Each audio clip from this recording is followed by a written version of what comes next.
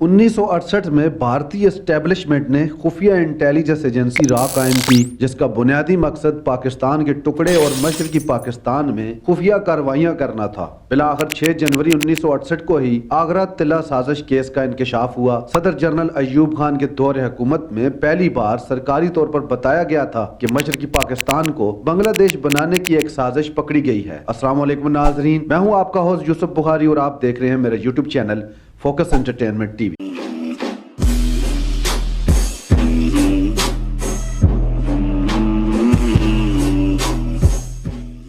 इस साजिश के सरगुना अवामी लीग के सरबराह शेख मुजीबुर रहमान थे, जिन्होंने भारतीय शहर आगरा तिला के मुकाम पर आला भारतीय हुकाम से मुलाकात की थी और साजिश के मुताबिक इनकी माली और मादी इमदाद के अलावा फौजी ट्रेनिंग के साथ मशरकी पाकिस्तान में मुसल्लह बगावत से एक आज़ाद रियासत बांग्लादेश बनाने का मंसूबा था। इस सिलसिले में 1500 से भी ज्यादा बंगालियों को गिरफ्तार किया गया था, जिनमें सिविल और मिलिट्री अफराद शामिल थे।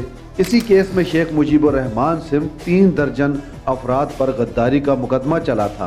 इस केस में मुलव्वस एक मुलजिम बांग्लादेश की पार्लियामेंट के डिप्टी स्पीकर शौकत अली ने 22 फरवरी 2011 को एतराफ़ भी किया था कि ये केस एक सियासी इल्जाम नहीं बल्कि एक अटल हकीकत था और तमाम तर इल्जामात दुरुस्त थे। बांग्लादेश के बानी शेख मुजीब के पाकिस्तान से अलहदगी के लिए भारत से रवाबित 1963 से ही बताए जाते थे। राह ने 1970 में मशरकी पाकिस्तान में एक दहशतगर्दाना फोर्स मुक्ति बानी बनाई, एक छापामार तंजीम जिसने पाकिस्तान के मशरकी बाजू को काट कर बांग्लादेश बनाने में अहम तरीन किरदार अदा किया। इसे भारत की आशीर्वाद हासिल थी। इसने अपने हमवतनों और बिहारियों के कत्लेआम में आगे बढ़कर हिस्सा लिया और दहशतगर्दी और वहशतनाकी की तारीख रकम की। इब्तिदाई तौर पर भारत में 6 तरबीती कैंप कायम किए गए। हर कैंप एक भारतीय ब्रिगेडियर के तहत काम करता था।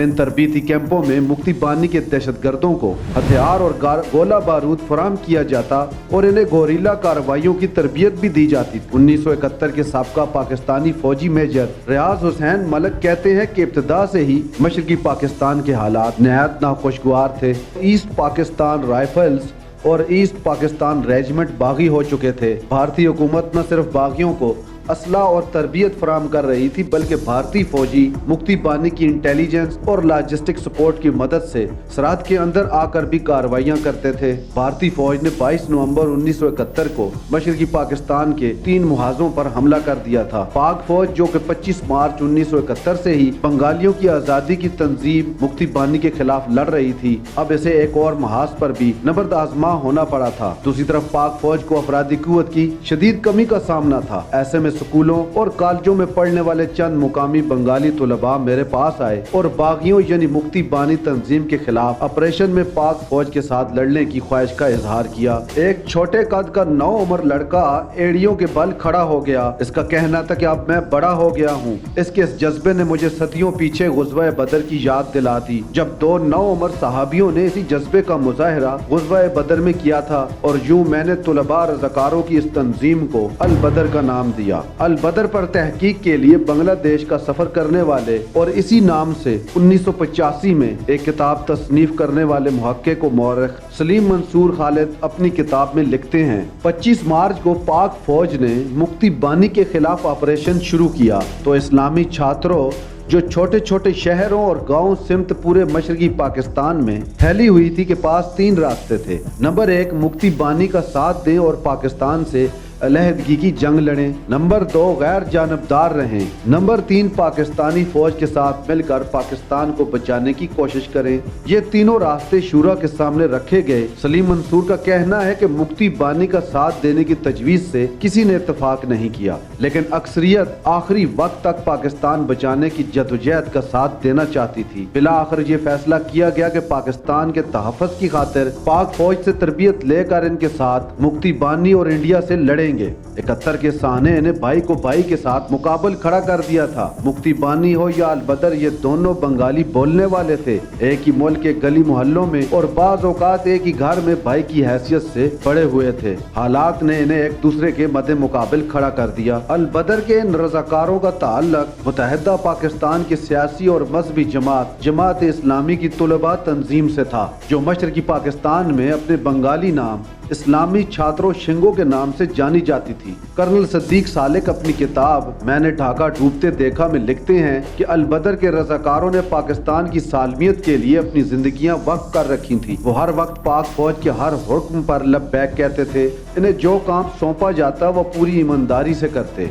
सदीक सालिक ये भी लिखते हैं कि अल बदर के रज़ाकार असले और तरबियत के लिहाज से मुक्ति बानी से कमजोर थे। इनको बमुश्किल 2 से 4 हफ्तों की ट्रेनिंग दी गई थी, जबकि मुक्ति बानी तंजीम 8 हफ्तों की भरपूर तरबियत हासिल कर चुकी थी। अल बदर रज़ाकारों के पास 303 की दकियानूसी राइफलें थी, जबकि मुक्ति बानी निस्बतन जदीद साजो सामान से लैस थी। इन नौजवानों ने कलील और फरसूदा असले से मुक्ति बानी के खिलाफ ऑपरेशन में भी हिस्सा लिया और कहीं कहीं भारतीय सरहद में घुसकर भारतीय फौज के अहदाफ को भी नुकसान पहुंचाया। बांग्लादेश के क़याम के बाद मुक्ति बानी ने पाक फौज को मालूमात फराहम करने के जुर्म में बहुत ही बेदर्दी से मारा। पाक फौज से तावन की पदाश में इन रज़ाकारों के घरों को जलाया गया। इन्हें और इनके घर वालों को तशद्दुद का निशाना बनाकर मौत के घाट भी उतारा गया। बरतानी सहाफ़ी एंथोनी मैस्करिनस 1986 में छपने वाली अपनी किताब Bangladesh a legacy of blood में लिखते हैं कि बांग्लादेश के क़याम के बाद 24 जनवरी को पाकिस्तान का साथ देने वाले सियासतदानों और रज़ाकारों को कानूनी सजाएं दिलवाने के लिए बांग्लादेश के वज़ीर-ए-आज़म शेख मुजीबुर रहमान ने कोलैबोरेटर्स एक्ट का इजरा किया। सूरत हाल यहाँ तक पहुँच गई कि किसी के प्रोफेशनल या सियासी कैरियर को तबाह करने के लिए ये काफी था कि इसे कोलैबोरेटर यानी पाकिस्तान का साथ देने वाला करार दे दिया जाए। बिलाखिर शेख मुजीब की जिंदगी में ही इन मुकदमात को ऐसे ही छोड़ दिया गया। शेख मुजीबुर रहमान बानी बांग्लादेश थे, जहां वो वज़ीर आज़म और सदर के ओहदों पर भी फायज रहे। 15 अगस्त 1975 को एक फौजी बगावत में मारे गए थे। 17 मार्च 1920 को फरीदपुर में पैदा हुए थे। इनकी बेटी हसीना वाजिद आज भी बांग्लादेश की वज़ीर आज़म है।